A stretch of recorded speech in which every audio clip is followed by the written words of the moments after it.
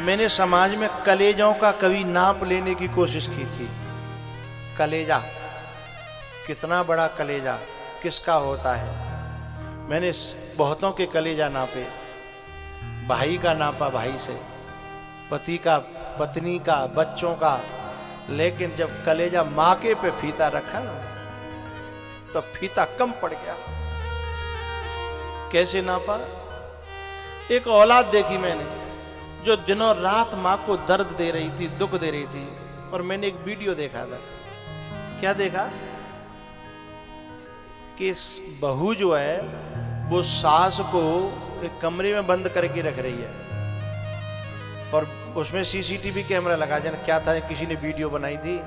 और वो अपनी सास को आकर के दे दे दे बाल पकड़ के थप्पड़ मार जाती है। किसी पड़ोसी ने उस दृश्य को देख लिया और उसी ने वीडियो बना ली। उसने पुलिस में एफआईआर कर दी, कंप्लेन कर दी। और पुलिस जब आई उसने वीडियो दिखाया और वीडियो वायरल हो गया पूरी दुनिया में। वीडियो दिखाया पुलिस को कि देखो ऐसे मारती है ये इसको। लेकिन जब पुलिस ने पूछा उस मां से, क्यों तुम्हारे साथ गलत बर्ताव हो रहा है? ना ना ना को कह रो नहीं, ऐसा ना है, मेरे बहू बेटा बहुत अच्छे हैं, मेरी बहू तो रानी है रानी, मेरा बेटा तो राजा है राजा है। बाकी रिकॉर्डिंग थी मैंने देखी, मेरा फीता जो नापने का था माँ के कलेजे का टूट गया।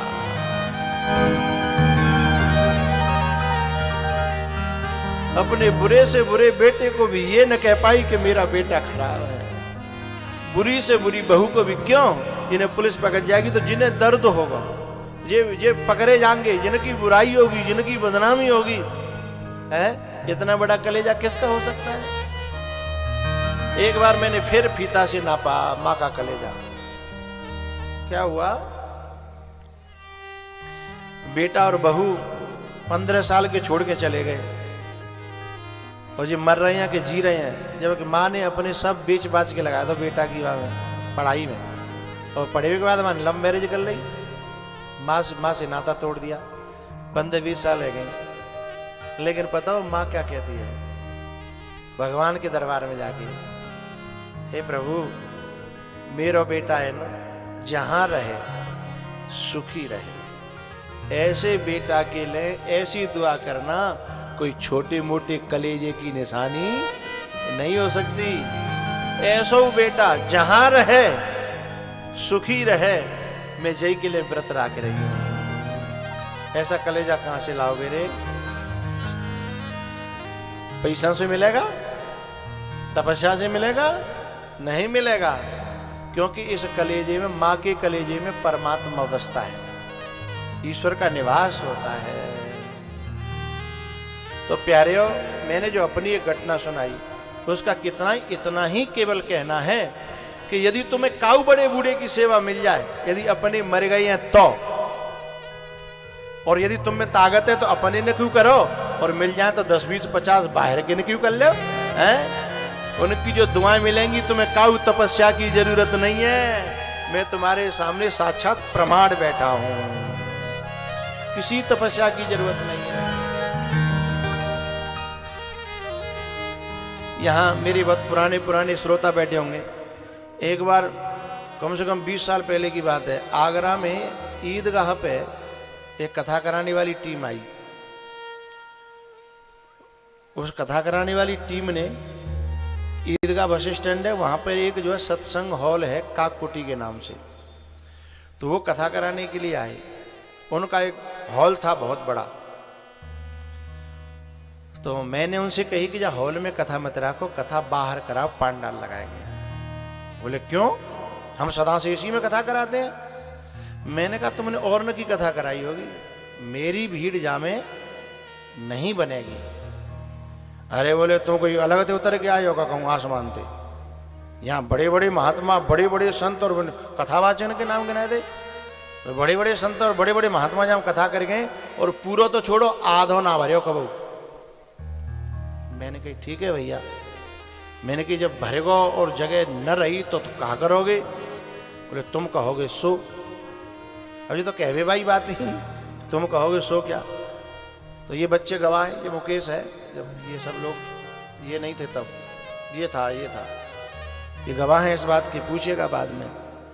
फिर उसमें कथा हुई और इतनी भीड़ हुई, जबकि मैं शुरुआत कर रहा था, उस समय की बात है, मेरी शुरुआत थी 20 साल पहले, कि वो छकाछक भर गया, उसमें बैठने को जगह नहीं, उसके बाहर जनता बैठी। फिर बाहर एलसीडी लगानी पड़ी, जब एलसीडी चलती नहीं थी, लेकिन उस समय लगानी पड़ी, और उसके हॉल के बाहर और इधर उधर फिर माइक लगाने पड़े बाहर हैं। तब भी आके पावन मेरे महाराज जी क्षमा करना, हमको पता नहीं था। मैंने कि पता नहीं तो मान तो लेते कम से कम है, या तो भाई जाने या फिर कहू की माने, न तो तुम जानने और न कहू की मानने, यही तो बात गलत है। लेकिन इसमें मेरी कोई महानता न थी, मुझे मेरी उस बूढ़ी माँ के आशीर्वाद पर पूरा का पूरा भरोसा था।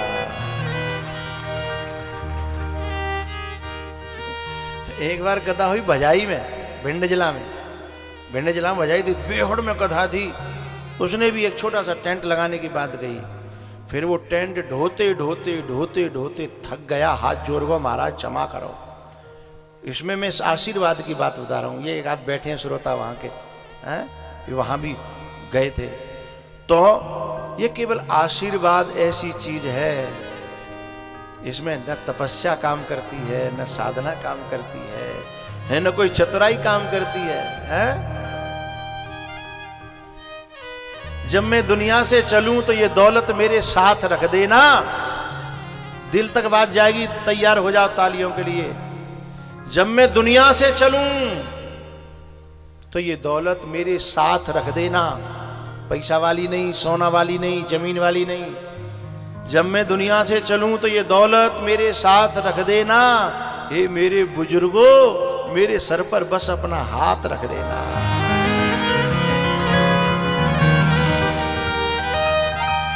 ये सांची दौलत है जो यहां भी काम आएगी और वहां भी काम आएगी। और मैं आपको क्या कहूं, और भैया बड़े बूढ़े और मेरे बच्चे हो, मैं बस इतना कहूंगा, पहले जमाने में चिट्ठी लिखता है, अब तो चिट्ठी बंद है कहीं, तो पूरी चिट्ठी लिख के पीछे ते नीचे ते यूं लिखता है, मेरे थोड़े लिखे को बहुत समझना है, इसलिए मेरे थोड़े कहे को बहुत समझना।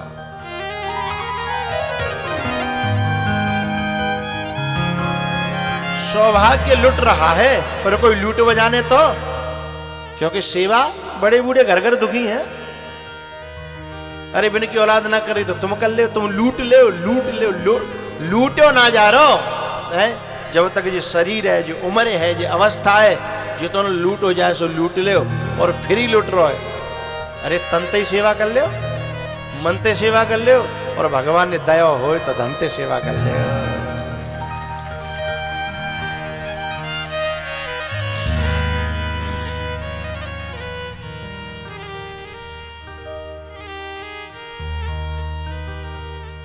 परहित शरीर धर्म नहीं भाई, पर पीढ़ा सम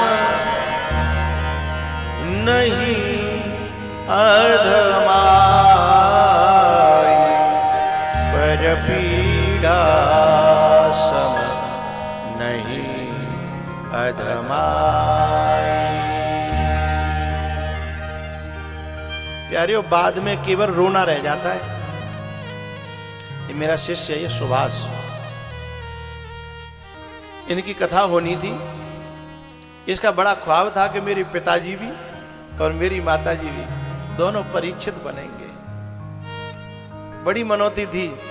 मैं ये कहना चाहता हूं कि जिसके जीवन में नहीं रहते हैं, जिसके जीवन में माँ बाप नहीं है, हैं, उनसे पूछो क्योंकि पानी जब तक रहता है ना, तब तक पानी की कदर नहीं होती। जब मैं इससे मिला, जब पिताजी नहीं रहे, तो क्या पिताजी या माताजी? पिताजी है ना, माताजी, हाँ, माताजी नहीं रही, तो बस रो करके एक ही बात बोला, मेरी आखिरी इच्छा थी कि पिताजी माताजी दोनों परीक्षित बनते हैं। प्यारे हो, ये अच्छे काम जल्दी से जल्दी जो कर लेगा ना है, वो व्यक्ति कुछ कमा लेगा, क्योंकि समय का कोई भरोसा नहीं है, समय का पता नहीं है। अपने आंचल को आंसुओं से भिगोती ही चली जाती है, अपने आंचल को आंसुओं से भिगोती ही चली जाती है। जिंदगी यदि रोई तो फिर रोती ही चली जाती है। इसलिए अच्छे कामों में कभी देर मत करना प्यारे, शुभ कर्मों में, सत्कर्मों में, अच्छे कामों में कभी देर मत करना प्यारे। देर जब होती है तो होती ही चली जाती है।